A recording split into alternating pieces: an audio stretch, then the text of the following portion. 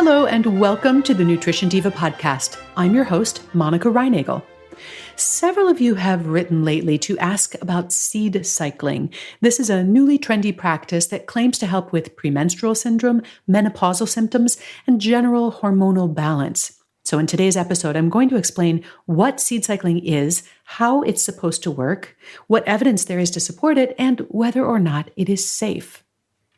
Seed cycling is not really new, but it is newly trendy. The idea behind seed cycling is that certain types of seeds can help regulate the levels of estrogen, progesterone, and other hormones in your body. Synchronizing your consumption of various seeds with your menstrual cycle can allegedly relieve hormone-related symptoms, such as PMS, PCOS, that's polycystic ovarian syndrome, irregular periods, hot flashes, and generally increase your level of well-being. Some even claim that seed cycling can help you get pregnant.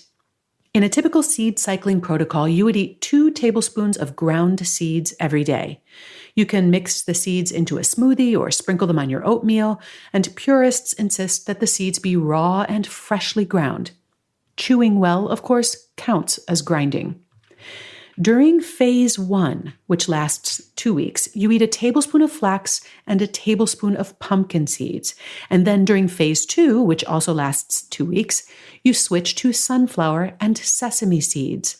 And this would add about 100 calories, 9 grams of fat, 4 grams of protein, and 3 grams of fiber to your day. Now, if you are still menstruating, you'd start phase 1, that's the pumpkin and the flaxseed, on the first day of your period, and then switch to phase 2, that's sunflower and sesame seeds, on or around day 14.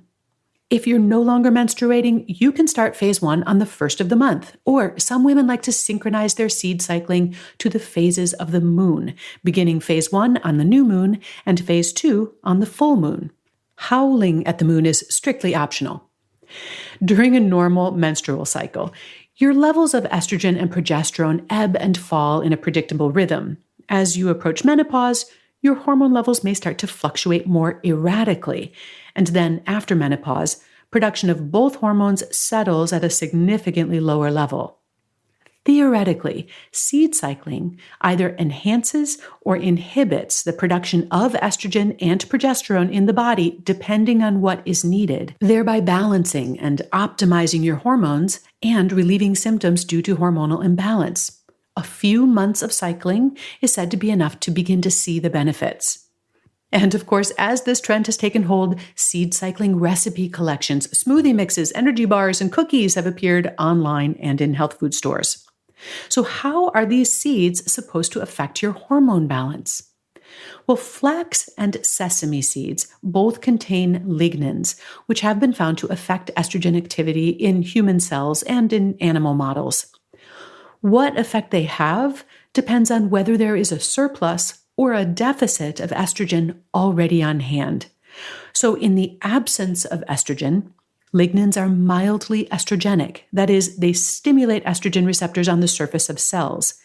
But in the presence of estrogen, they are mildly anti-estrogenic, blocking some of that estrogen from reaching the receptors. The lignans in both flax and sesame are similar in their estrogen-regulating effects, but for reasons I cannot explain, they are traditionally used in opposite parts of the seed cycling protocol. Pumpkin and sunflower seeds, meanwhile, play more of a supporting role. They contribute nutrients such as vitamin E and zinc that generally support reproductive health.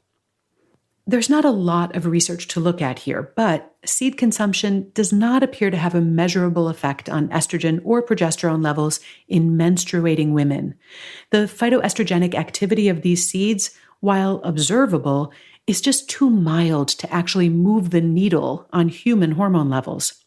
For postmenopausal women whose hormone levels are much lower, some research suggests that including flax or sesame seeds in your diet on a regular basis can have some mild benefits, including reduced hot flashes. But in most studies, these effects were pretty similar to what they got from a placebo. Most of these studies also involved larger amounts of flax or sesame lignans than you'd get from a typical seed cycling protocol. And while flax and sesame both have potential benefits, there's really very little rationale for cycling them. Because seed cycling is very unlikely to have a significant effect on your hormone levels, it is generally safe, even if you're pregnant or nursing or have had breast cancer or another hormone-sensitive cancer. If you have any concerns, though, you should definitely run them past your doctor. All types of seeds are full of good nutrition, including protein, fiber, and healthy fats. And the lignans in flax and sesame, while they may have only minor effects on hormone levels, may offer some cancer protective benefits.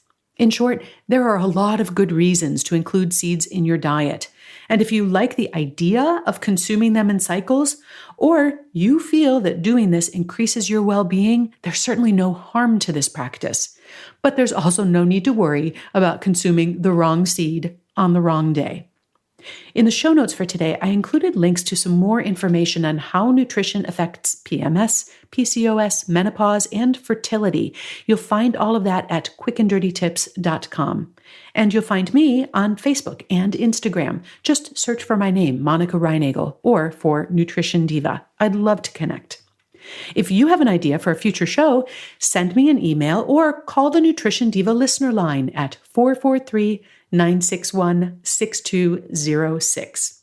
Our show this week was produced by Nathan Sems, edited by Karen Hertzberg, and our team at Macmillan Audio also includes Emily Miller, Kate Hines, Morgan Ratner, and Michelle Margulis. Our director is Kathy Doyle. And the most important person in our universe is you. Thanks for listening. If you'd like more information about my nutrition coaching programs, you can find that on my website at nutritionovereasy.com. Have a great week.